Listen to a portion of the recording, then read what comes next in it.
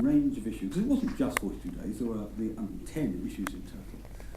And if you look at the newspapers since then, every single week since the by-election, there have been at least 1 up to 3, as an average of 2 issues a week, front page issues, whether it's local councils using children to snoop on people, or selling your information to other people, or whether it's the loss of data. All of those scandals that have been around this.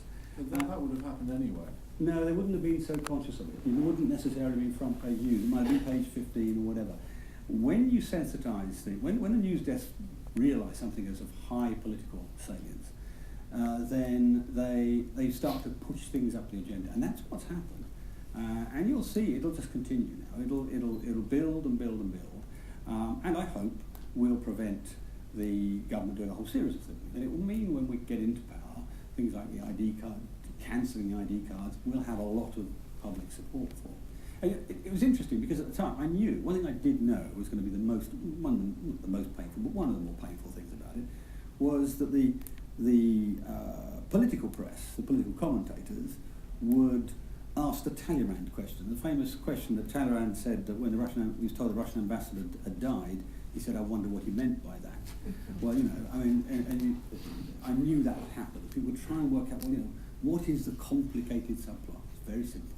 What was on the tin? This was an undermining of fundamental British liberty, and somebody had to draw a line saying, no further. At the time, people assumed that you must have had some huge bust-up with David Cameron and that you just weren't willing to serve in the shadow cabinet anymore, and this was just a pretext. Others said that you were bored, that you'd sort of, since half of your job had been taken away, that you'd just rather got bored with the whole thing and wanted an out, and this was the excuse. Yeah, well, there were lots of analyses like that. They're all a bit daft, really. I mean, well, first it was going to bust up. Look at that clear. I mean, David has pretty much identical views to me on 42 days. He didn't always have those. He didn't. Well, no, but bear in mind that this whole area for the whole party has been an evolving issue. I mean, I can remember Michael Howard being booed for not robustly wanting ID cards, and then three years ago I got wildly applauded for saying we're going to abolish them, So the party as a whole has evolved on these matters, and on ID cards, for example. So, but what David didn't agree with me on, he didn't agree with me on of course, the by-election. That was quite plain, and we just agreed to disagree on it. But on the policy, no, there was no problem. And I enjoyed the job. As I said, if I had been able to defeat the government in 42 days, I'd still be Shadow Home Secretary now, unless he'd fired me. I mean, I'd still be Shadow Home Secretary now. So it was quite clearly in my mind to achieve the end as I expressed it. That was that. Do you not feel though that you've almost let the cause down, because you were very good at getting headlines as Shadow Home Secretary? I mean, you've got more media mentions than any other Shadow Cabinet member. And your successor, Dominic Grieve, who I admire hugely, has not got that same sort of ability to get into the media. Well, he's only just started. Look, I mean, let me say, up front, I did a whole lot of calculations the weekend before when it looked like this may be necessary. And one of the things I thought about was, who's likely to take over the job? And I think Dominic Grieve will be as good or better a Home Secretary than I would be. Very simple, and I've said it a dozen times, and it's what I believe. Now, of course, he's not yet the public figure that he will be by the time we get to the election. And then that will come. And I will still be making the arguments on these issues. You won't be seeing much less of me, I have to tell you. You may be disappointed or not by that, but the simple truth is that I get as many bids for electronic media today as I used to. And I did half a dozen things over August, even though I was taking August off. But the fact is, you're not going to have any power to do anything in the future. You might have a bit of influence, but you're not actually going to have the ultimate power, which you would have had if you hung on for 18 months. You would have been Home Secretary. On these issues, in fact, on nearly every issue, on these issues, Dominic and I have no difference of view. And in fact, the first thing he did 2 things when he took over the job from me. One was to restate all the policy positions I'd taken, and the second one was to come up to my constituency to nominate me to stand again. We are as one on these issues. There will be no difference in policy terms. And you're right, I will, but I will still be able to speak publicly about these issues. Hopefully sway the party in directions from time to time. That's fine. I'm comfortable with that. Tell me the truth. Has there not been one night when you've gone to bed and you thought, why the bloody hell did I do that? No. Not one. Seriously? Seriously. You've never had a moment's doubt? Not a moment of doubt. Not a moment of doubt. I would have. The one thing I worried about was that I'd lose my nerve at some point, because it was quite nerve-wracking. Some of us thought you'd lost your senses.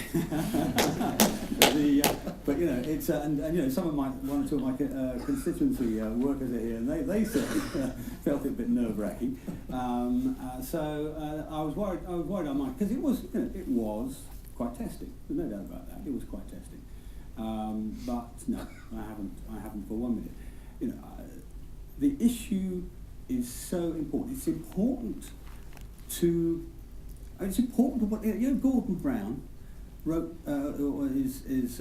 keeps talking about what it is to be British, about Britishness. You know, British is a terrible word, it's like a German word. You know, and he said, he made this speech about writing a new chapter in British liberty. And actually, Shami Chakravarti joked to me the title of the chapter would be "Make Liberty History." You know. Not a bad line. Is it one of your cosy little chats? That's right. Yeah, it's one of the cosy chats about how many votes we had on those things.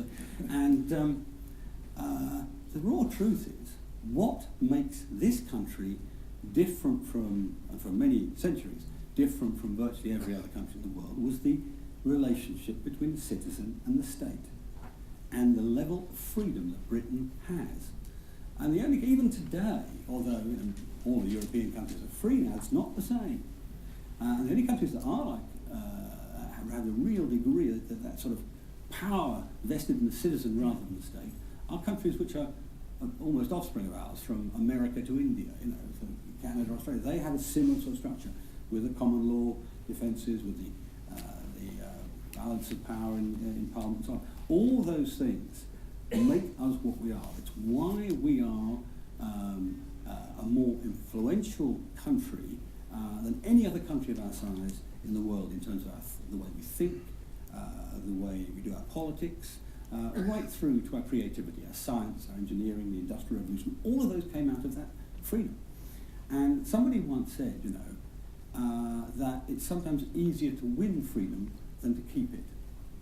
And I think this was a part of, not the beginning, but this was a serious part of a long-term degradation of freedom in this country. And therefore it was, that's why I don't have any doubts it was the right thing to do. Is it true that you told Nick Clegg what you were going to do before you told David Cameron? No, that's not true. What I did do was go and tell Nick Clegg after I told David Cameron, and before anybody else knew virtually, because I knew what the intelligent thing for the Liberals to do was. But you can't always trust the Liberals to do the intelligent thing, and so I couldn't give them a little bit of thinking. Some of us, retrospectively, thought that was your biggest miscalculation, because if Nick Clegg hadn't said anything about standing down immediately, the Labour Party may well have put up a candidate. But the fact that the Liberals came out immediately and said that meant that the Labour Party was almost off the hook. No, they weren't off the hook. And I knew one of the calculations was, what is Labour like to do? And I thought it was about 50-50 whether they actually ran or not. On the one hand, I could see the advantage to them in trying to sort of diminish the issue, which is what they're trying to do. On the other hand, I thought the pressure on Brown not to be seen to be cowardly yet again would be quite sizable.